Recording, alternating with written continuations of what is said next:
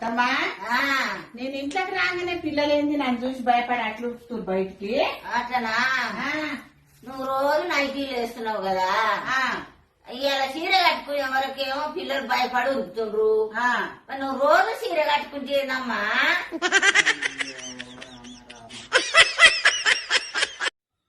పక్కగా కుక్క చచ్చిపోయిందమ్మా.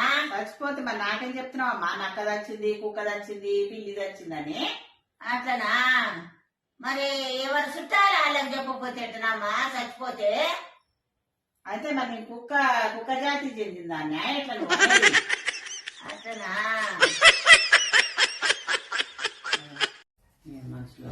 ఏందమ్మా అట్ట గురుతున్నావు ఊరి పోయి వచ్చి?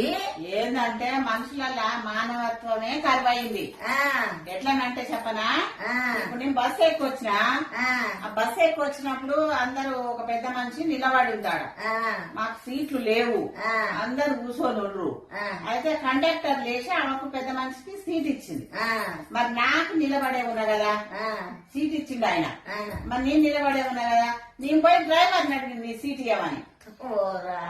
డ్రైవర్ని అడిగితే నువ్వు వాళ్ళందరూ ఒకటే తిట్టి దాని కింది దింపేసి. అట్లనా? ఏమన్నా మనుషులలో గింతలన్న మానవత్వం ఉందా? నువ్వు అంటావమ్మా?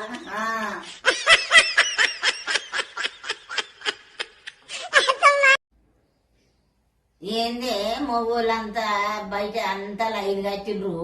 ఎందుకంటే భార్యను కంట్రోల్ చేసే రిమోట్ వచ్చిందంట. అట్లనా?